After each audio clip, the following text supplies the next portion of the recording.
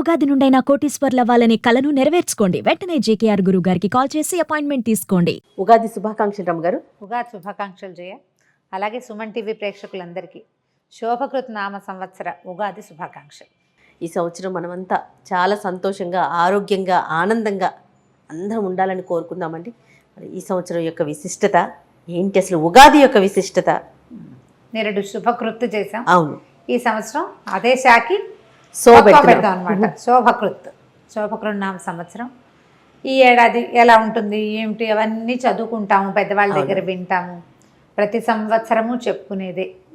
ఏడాది మారుతుంది, సీజన్ మారిపోతుంది, ఋతువు మారింది, మాసం మారింది. మనం ఏమైనా మారుతామా? మనం మార్చుకోవాల్సినవి కూడా ఉన్నాయా? మనం మారుతాం ఆకారం పరంగా. ఏమిటి మార్చుకోవాల్సినవి ఏంటనేది మనం మాట్లాడుకోవాలి. జీవనం అంటే ప్రతిసారి మనం ఈ ఉగాది పండగ అనగానే వసంత ఋతువు కదా. అవును, మళ్ళీ సంవత్సరం మొదలవుతుంది. దీంతో కొత్త ఋతువు వస్తుంది. మధుమాసం అంటాం. మధుమాధవ మాసాలు రెండు. ఇది వసంత ఋతువు. మధుమాసం అంటే చైత్రమాసం, మాధవ మాసం అంటే వైశాఖ మాసం. ఈ రెండు మాసాలు కలిపి ఈ ఋతువుగా నిర్ధారించారు. ఇప్పటిదాకా అంటే ఇది వరకు ఈ పండగ వస్తూనే చిన్న చిన్న పిందెలు, చిటిపొట్టి పిందెలు, మామిడి పిందెలు కనపడే. ఇప్పుడు ఆవకాయకి సరిపడా ఆ మాత్రం కాయలు, రమ్మగారు బంగాళపళ్ళు కూడా వచ్చేస్తున్నాయి, పళ్ళతో సహా వచ్చేస్తున్నాయి. అంటే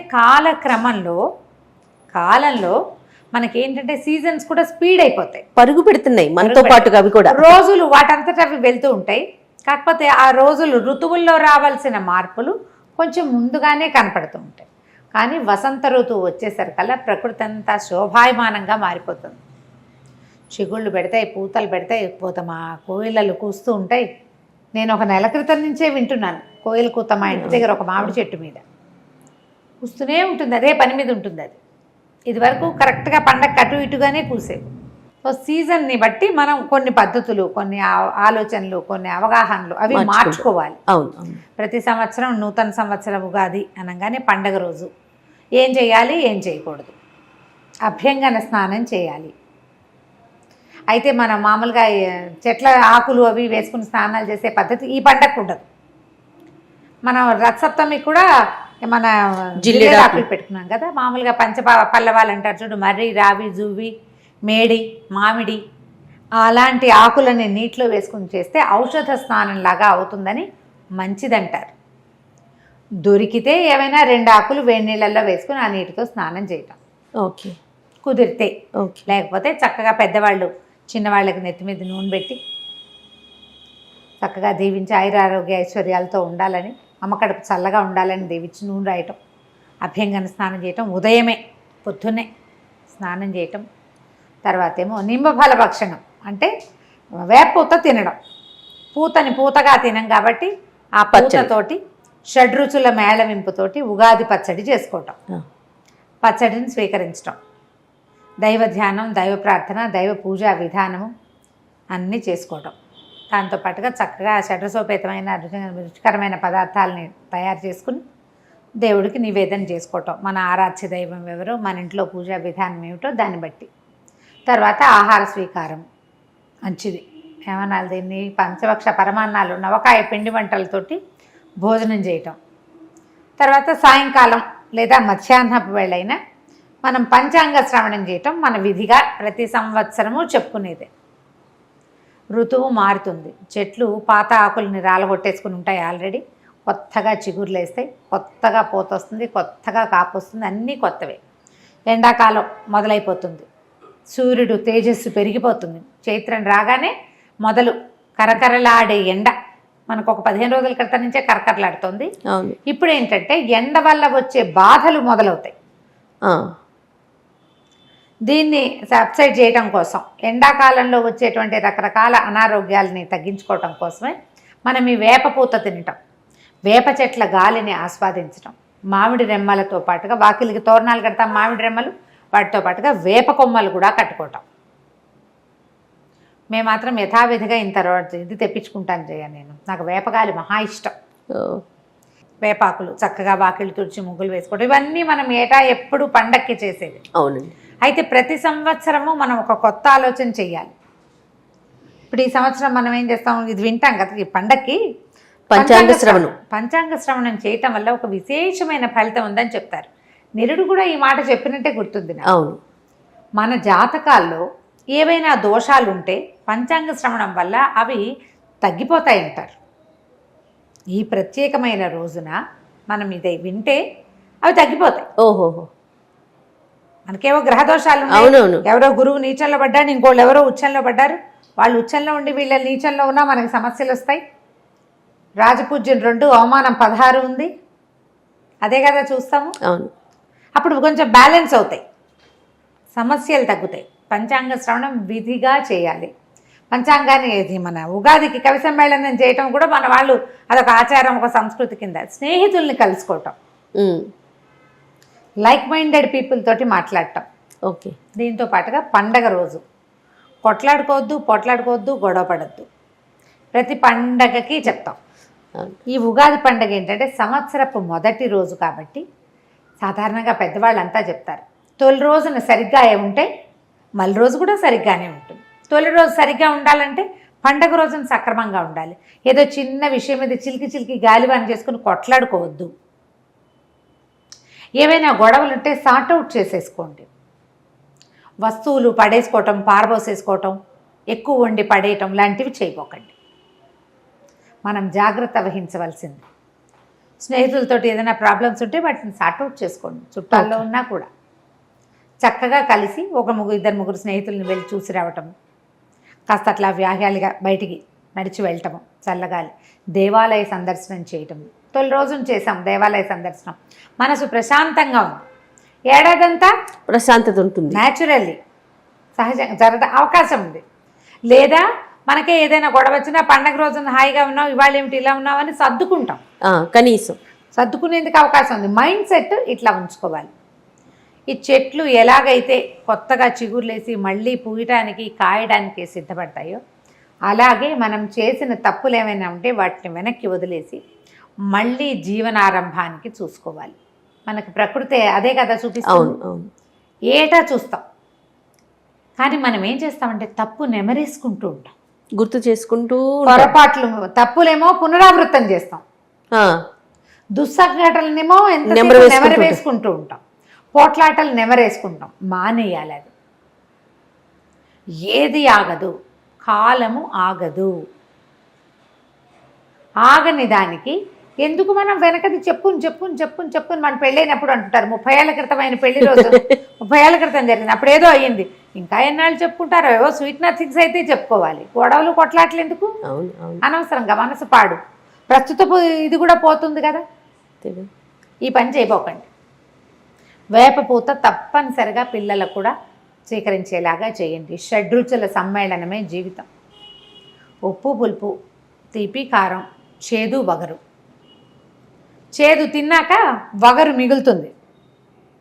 అవును కదా, కానీ మనకు తెలుస్తుంది. ఈ చేదుని వగర్ని కూడా మన జీవితాల్లో కలుపుకోండి.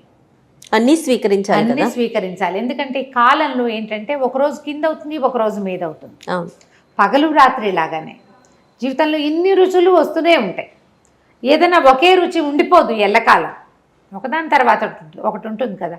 అందుకని ఈ షడ్రుచుల సమ్మేళనమైన పచ్చడిని ఇప్పుడు తినిపిస్తారు. మనం ఏటా ఇవే మాటలు, ఇవే కబుర్లు, ఇదే విషయం మాట్లాడుకుంటూ ఉంటాం. ప్రతి పండగ రోజున అభ్యంగనం చేయాలి, ఇలా మంచి మాట్లాడుకోవాలి, దేవతార్చన చేయండి, భగవత్ సాన్నిధ్యంలో కొంచెంసేపు గడపండి, ఇంటిల్ పాది చక్కగా స్నేహంగా ఉండండి. చెప్తూ ఉంటామా, చేస్తూ ఉంటున్నామా లేదా, అదే ఆలోచించుకోవాలి. అది కదా ఆలోచించాలి. ఆలోచించండి. పండగకి 2 రోజుల ముందు నుంచే మనం ప్రిపరేషన్ మొదలు పెడతాం కదా. ప్రిపరేషన్ చేసేటప్పుడు ఏం చేస్తాము, నీట్గా లేని దాన్ని సరి చేసుకుంటాం. ఇల్లు ఉడిచేస్తాం, తుడిచేస్తాం, ముగ్గులు పెట్టేస్తాం, వాకిళ్ళకి చక్కగా పసుపులు రాస్తాం, తోరణాలు కడతాం, కొత్త ఇవి అలంకారాలు చేస్తాం, దుప్పట్లు గిప్పట్లు అన్నీ కొత్త వేసుకుంటాం. కొత్త బట్టలకి చాలా మంచిది ఉగాది పండగ. కొత్త బట్టలకి పసుపు పెట్టి చక్కగా కొత్త బట్టలు వేసుకుంటాం. ఇవన్నీ కొత్తవి చేస్తున్నాం కదా, ఇవన్నీ బాగు చేస్తున్నాం కదా. మానవ సంబంధాలు కూడా బాగు చేసుకోవద్దు. ఖచ్చితంగా పాత కక్షలు, కార్పణ్యాలు, గొడవలు అన్నీ వదిలేసి మళ్ళీ ఫ్రెష్ స్టార్ట్. అంతే. నేను ఒకనే స్టార్ట్ చేస్తే సరిపోతుందంటే లేదు, వాళ్ళకు కూడా చెప్పండి, అందరికీ ఇదే మాట. అంతే కదా. పోనీ అడిగేదో మన వైపు నుంచి వేద్దాం. అదే అంతే కదా మనం రమ్మగారు. స్టార్ట్ చేస్తే ఆటోమేటిక్ గా తొలెడుగు మనం వేస్తే మలెడుగు ఎక్కడో చోట పడుతుంది. పడుతుంది. చేయాలిగా, ఖచ్చితంగా చేయాలండి. ఇలా ఆలోచించాలి. ఇప్పుడు మనకి ఇప్పుడు మన వైపే కాకుండా నార్త్ ఇండియాలో కూడా అంటే రాముడు తిరిగి వచ్చిన రోజని భావిస్తారు వాళ్ళు. అందుకని ఏం చేస్తారంటే మన శ్లోకాల్లో కూడా చెప్పబడింది నింబఫల భక్షణము, తర్వాత ఏమో ఇది పతాకావిష్కరణ. మన ఏమనాలి దాన్ని, జెండా ఎగరవేస్తారు. ఓంకారం కానీ స్వస్తికం కానీ రాసి ధ్వజారోహణ అంటారు. ధ్వజారోహణం అంటే ఈ రోజున కాషాయపు జెండా, కాషాయము హిందుత్వానికి ప్రతీక, అవును, మన భారతదేశానికి ప్రతీక. దాంట్లో ఓంకారం కానీ స్వస్తిక్ కానీ ఏదైనా ఒక దాన్ని రాసి ఎగరేస్తారట. ఎగరవేసే వాళ్ళు ఇదివరకు ఇంటి మీద ధ్వజారోహణ చేసాం. లాస్ట్ ఇయర్ ఈ సంగతి విని మా ఫ్రెండ్ ఒకడు చెప్పాడు నాకు, మేము ఇవాళ తింబఫల భక్షణ చేసాం, ధ్వజారోహణ కూడా చేసాం, మా ఇంటి మీద కాషాయ జెండా ఎగరేసాము అని. అంటే ఇది హిందుత్వము అని భావించకండి, మనకు పురాతన కాలం నుంచి ఉన్నదే. హిందుత్వ భావాల్ని పెంచి పోషించటం కాదు. మనం ఈ రోజున అలా రాముడు అయోధ్యకి తిరిగి వచ్చిన రోజట ఈ రోజు. అందుకని వాళ్ళు పండగ చేసుకునేవాళ్ళు, వాళ్ళు ఇలా చేసుకున్నారు. అదే మనం కూడా చేయొచ్చు, ఆసక్తి ఉన్న వాళ్ళు చేయండి. లేకపోతే మన మామూలు పద్ధతి ప్రకారమే వాకిళ్ళకి పసుపులు రాయటం, వాకిట్లో చక్కగా ముగ్గేసుకోవటం, పువ్వుల దండలు కట్టడం, మామిడి మండలు వేప మండలు కట్టుకోవటం, వేప పువ్వు తెచ్చుకోవటం, చక్కగా బాగు చేసుకుని కాస్త చింతపండు పులుసు, అందులో వేపపోత కలిపి, తర్వాత ఉప్పు బెల్లము, ఇదివరకు మిరియాలు వేసేవాళ్ళు, తర్వాత కాలంలో పచ్చిమిరపకాయ వేసుకుంటున్నాము మనం. వాళ్ళ తర్వాత పచ్చిమిర్చి అలవాటు అయిపోయింది కదా. దీంతో పాటుగా చిన్న మామిడికాయ, లేత మామిడికాయ పిందెలు సన్నటి ముక్కలు తరిగి అవి కూడా కలుపుకోవటం. నేనైతే ఎవ్రీ ఇయర్ చెప్పేది 2-3 అరటిపళ్ళు వేసుకుంటాను, నేను బైండింగ్ బాగుంటుందని. ఎవరెవరి అలవాటు మట్టి, కొన్ని చోట్లేమో దాన్ని ఏమంటారు పుట్నాల పప్పు వేస్తారు, చెరుకు ముక్కలు వేసుకుంటారు, దానిమ్మ గింజలు వేస్తారు, జామ పళ్ళ ముక్కలు వేస్తారు. మీ ప్రాంతపు ఆచారాలు పద్ధతుల ప్రకారం వేప పూత వేసినటువంటి ఉగాది పచ్చడిని స్వీకరించండి. గొడవలు లేని ఉగాది పండగ, ఆరోగ్యాన్ని కలిగిన ఉగాది పండగ మన సొంతం కావాలి అనుకోండి. పండగ బాగుంటే ప్రతిరోజు పండగగానే ఉంటుంది. పైగా ఇటీవల కాలంలో ఏంటంటే మనకు కొన్ని ఏళ్ళుగా న్యూ ఇయర్ January 1st ఇచ్చిన ప్రాధాన్యత మనం ఉగాది పండగకి ఇవ్వటం లేదు. పిల్లల్లో కొంచెం ఉత్సాహం తగ్గుతుంది. అంటే పెద్దవాళ్ళు మనం చేయకపోబట్టే కదా ఇంట్లో పిల్లలకి తెలియకపోవటం. ఇది మన దేశపు పండుగ, మన పండుగ. పైగా December 31st January 1st వెదర్లో వచ్చే డిఫరెన్స్ ఏం లేదు. అవును, డిసెంబరు జనవరి పేర్లు మారుతాయి. ముందు రోజు చలే, మర్నాడు చలే.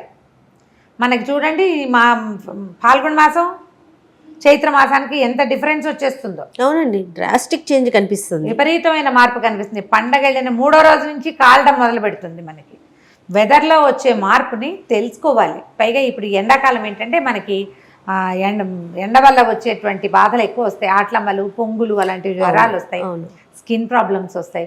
దానికి వేపపూత మందుగా పనిచేస్తుంది. వేపపూతని అమృతంగా భావించాలి. చక్కగా మంచి ఎండిన వేపపూతను సేకరించుకోండి, అట్టి పెట్టుకోండి. సంవత్సరంలో కొన్ని నెలలు బాగా వర్షాలు తగ్గి చలి ముదిరేదాకా కూడా నెలకోసారి తినచ్చు. ఈ సీజన్లోనే వేపపూత దొరుకుతుంది కాబట్టి పూతను సేకరించి పక్కన పెట్టుకోండి.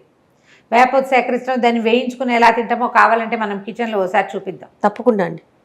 ఆ వేపపూత అప్పుడప్పుడు ఒక చిటికెడు అంతైనా నోట్లో వేసుకోండి. నేనైతే పచ్చి వేపూతే తింటాను. ఎప్పుడు అంటారు కదా, తింటాను నేను, చాలా ఇష్టం నాకు. ఆ చేదుని ఆస్వాదించడం నేర్చుకోండి, అది ఒంటికి చాలా మంచిది. పండగలో భాగంగా దాన్ని కూడా తీసుకుంటాం.